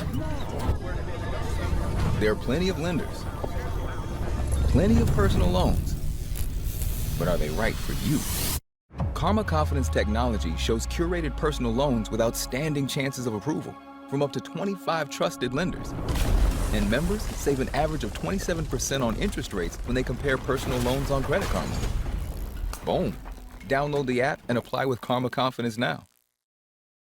Over 50% of high school students do not feel positive about their college or career readiness. Not our Sydney. She's been waiting for this day since 9th grade. Of all the K-12 career paths Sydney explored in high school, the health services path was perfect. She worked hard to get the skills and the certifications. Now she's ready to do the work and help save lives. That's our Sydney. She's future built. Make sure your child is ready for tomorrow. Go to k12.com/prep.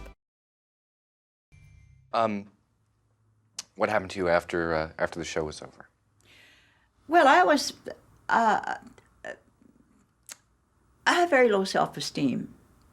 Still, I guess, but I had even more so. It was worse then. And when I got blacklisted, I took it very personally. I thought, people find me objectionable. So I hid my head. I mean, I hid myself altogether. I went into reclusion. Should we take a break for a second? Sure. Let's take a break for a second. The exact details of what happened between Maila and KABC are sketchy, but what is clear is that there were issues over ownership of the Vampira character. By some accounts, there was a plan to syndicate Vampira nationally by casting other actresses as regional versions, an idea Maila balked at. Because the prototype of the character was designed by Maila for her appearance at the Bal Karib, there was little anyone could do to deprive her of her intellectual property. But she lost her forum, and like other Hollywood Cinderellas before her, she drifted into obscurity. There's public evidence of a breakdown.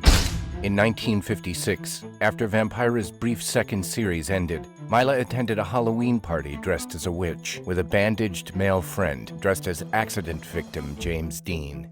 Whisper magazine made flesh. It was a joke black enough to encompass everything, even her grief. At Christmas, Maila barely survived an apartment fire. She was badly burned, but by now the papers were incapable of taking her seriously. Vampira's funeral pyre, said the lead. In the news photo, she cradles the cat she rescued in bandaged arms, unable to meet the camera's lens with her eyes. Despite a forced smile, she looks manic, humiliated, aggrieved. Just 3 weeks earlier, Maila had given her final acting performance in the costume she never quite took off again, when Ed Wood paid her $200 for her brief Plan 9 scenes. It was Vampira's wardrobe and makeup, but it wasn't Vampira. She called the character Maila in an alpha state, at least when she referred to it in front of me. The So Bad It's Good cult discovered Maila in Plan 9, though she never seemed to quite fit with the other misfits and has-beens Wood gravitated toward. Because unlike Tor Johnson and Bela Lugosi, Maila was a pioneer of postmodern irony. She wasn't just in on the joke, she invented it, or so it's always seemed to me. And then the adventure was over. Its aftermath was the rest of her life. The carousel I was riding made the world outside the rim of it a blur to me.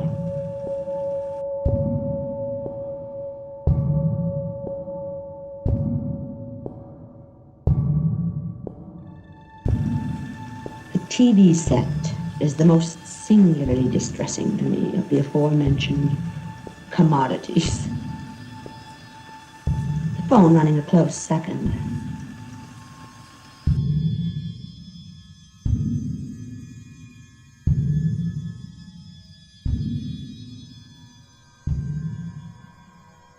And 75% of my own former league of Hollywood sycophants, who abandoned me when my star faded and affixed themselves to her as she was vulnerable.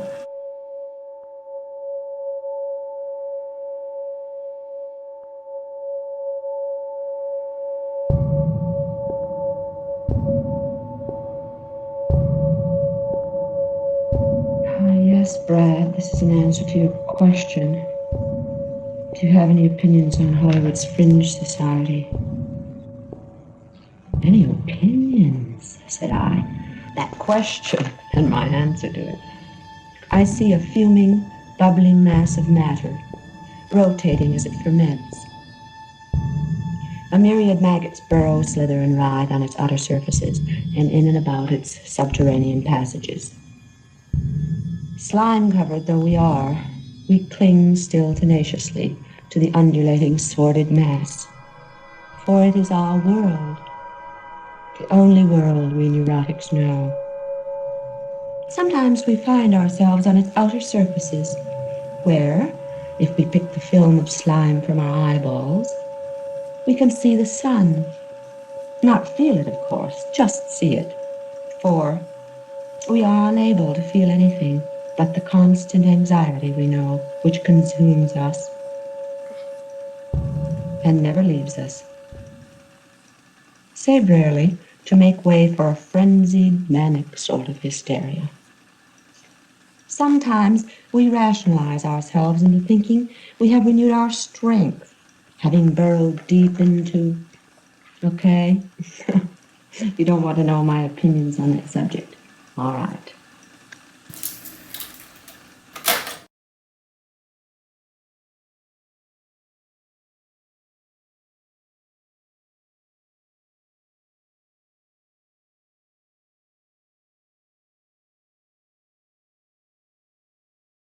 I played some of this tape back, and it does seem to me that it reads rather like reciting the dictionary and the telephone book at one and the same time.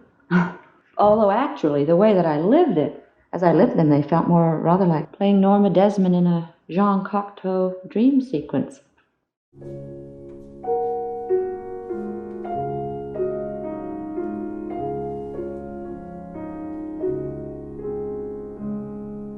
She didn't really have a lot of people in her life. She divorced in the mid-50s, never had kids, had bad experiences with people that were fans or crazy James Dean fans that thought she had cursed him, and, just all sorts of nightmare garbage. Comedian Dana Gould befriended Maila in the mid-1990s. Like others who came into her orbit, he loved her wit and energy. He stayed around long enough to also sense a certain tragedy.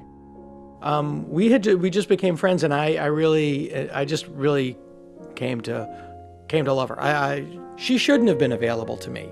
She should have had 10 grandkids and be living in Glendale, and not have time for 32-year-old Plan 9 freaks.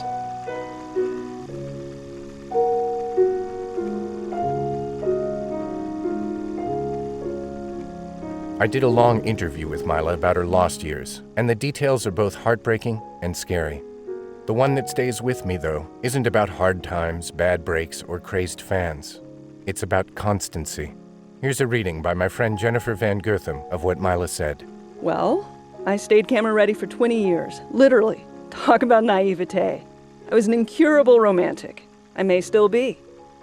I kept my figure within 3 days ready to get back into Vampira, and then I thought, well, even if they offered me something new, it would be pathetic. A woman my age maintaining a figure like that. How sad. So I decided to stop staying camera ready, and I sort of got the idea they weren't going to call. I think in a lot of ways it just ruined her life. That constant struggle to control this thing, at the end of the day, it didn't get her anything. Sometimes the harder you squeeze something, the more you lose it.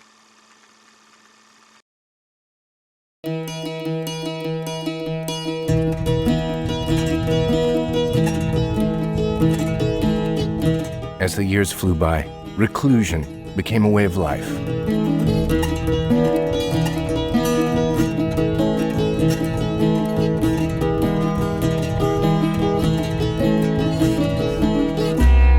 But if Vampira sometimes felt like a curse, she was also an annuity.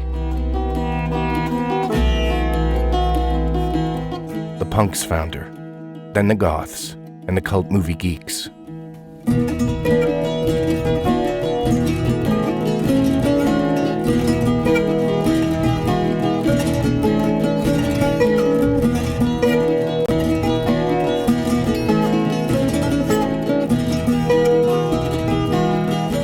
Outsiders too, and they already believed that the good stuff lives in the margins.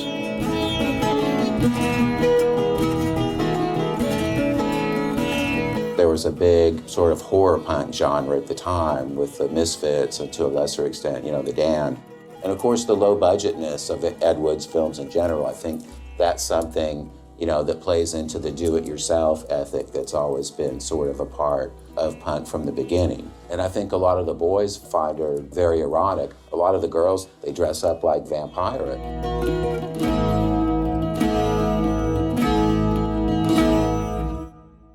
Cover. So you just want a lockdown that's from Tom? Oh, these cameras. Not that camera. I'll zoom. Ready? Great.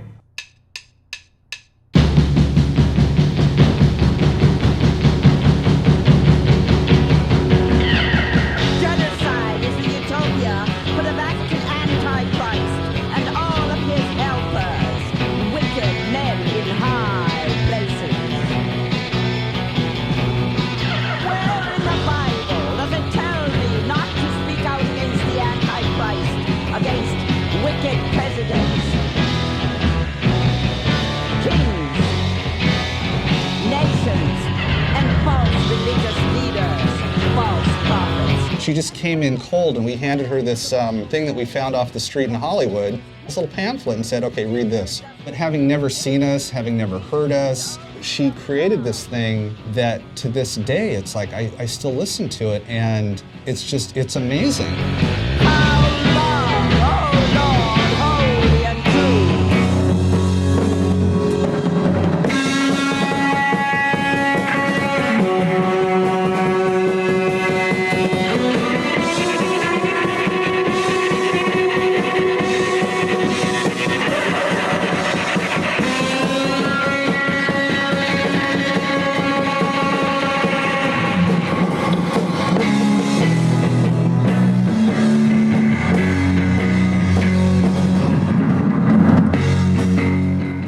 Never do anything else that's going to even come close to that. It was our Louie, and it's there forever. Maila could be erratic, and she burned through friendships at times. But Vampira belonged to the world now, undead and ageless, always ready to lure a new face to Maila's door. Which is how I come in.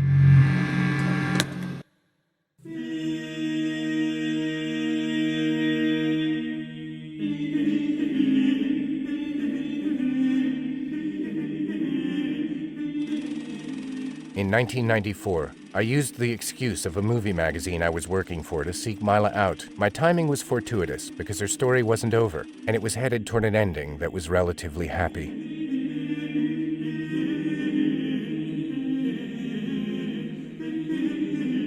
By then, her last hope of financial security had ended in disaster when she lost a lawsuit against the star of Elvira's movie Macabre, a show Maila did more than inspire. The original idea had been to revive the Vampira character, and Maila had been working on it with Elvira's producers. But when Maila left the project over creative differences, a syllable got altered, an earthier ghoul girl took to the airwaves, and Cassandra Peterson became the most successful horror hostess ever to appear on TV. Who's there? Is that you? Come in, darling. I've been expecting you. Oh, come in. Don't be afraid. I won't bite, and you're bound to have a good time. Or my name isn't Elvira.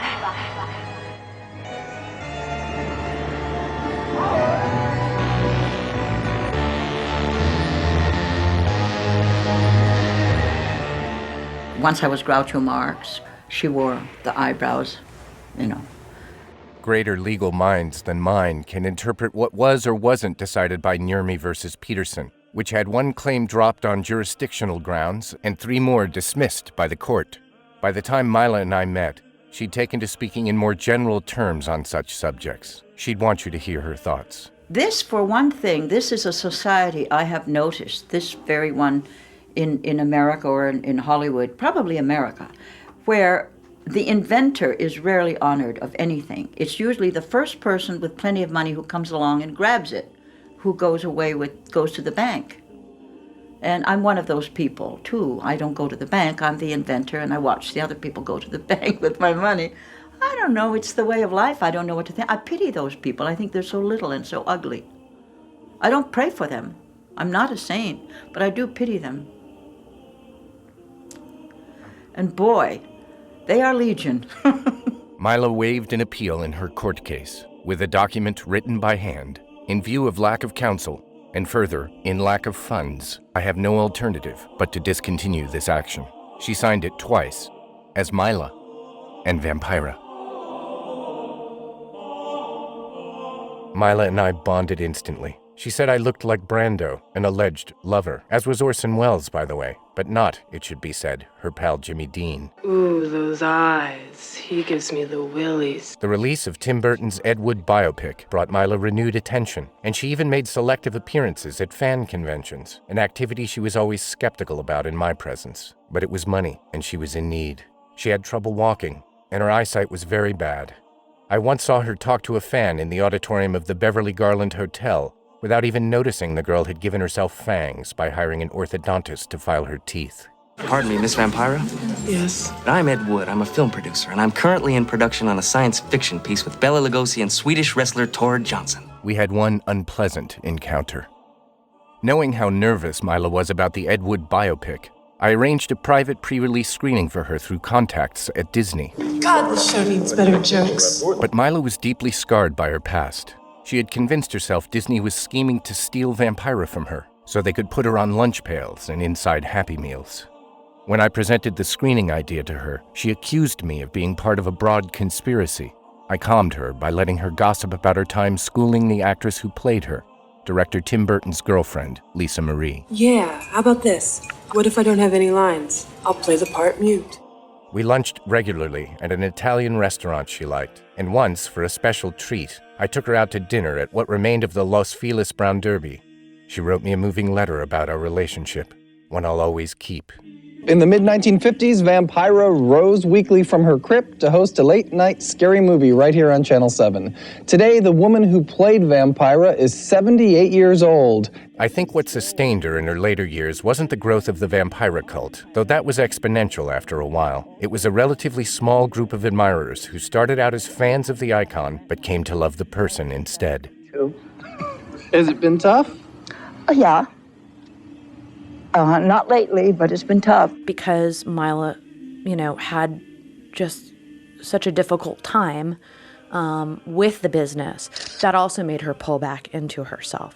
Maila's friend Gabrielle Geiselman. If you made it past, the moat of that, then she would sort of allow you into the part of her where she felt comfortable telling you stories about things, and she felt comfortable telling you about her experiences. But that was a very small group of people.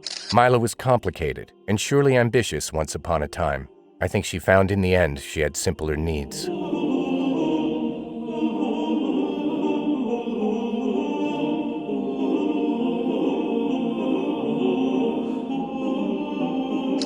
I attended Maila's funeral in 2008. It was a smaller affair than it might have been, perhaps 60 people or so, because it was closed to fans of Vampira, but open to the friends of Maila Nurmi. Still, it felt good to see that before she returned to whatever unique planet she came from, Maila had found so many companionable aliens to keep her company. When it comes to the Vampira character, are you proud of the fact that the image you created has endured for so long? Oh, yes, I am. It's my child, you know, and you like to feel that your child has succeeded. I birthed her and nourished her and groomed her and sent her out into the world, sent her to college. I'm glad she succeeded in business.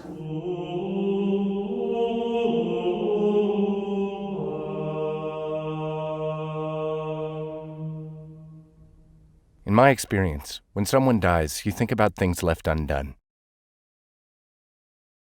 This has been one of them.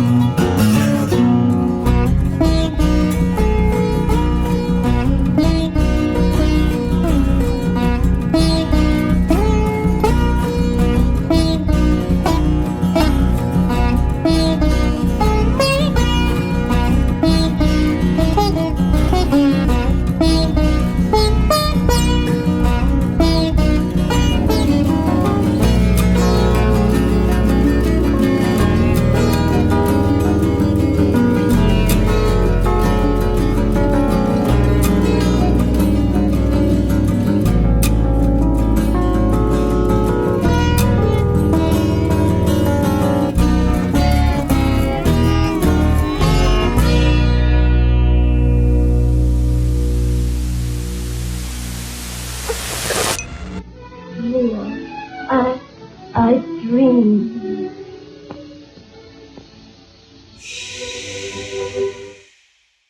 Good evening. I am Vampira.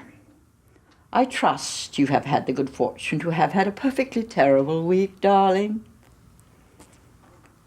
I can't do it. I can't do it. Thank you, darling. You were wonderful.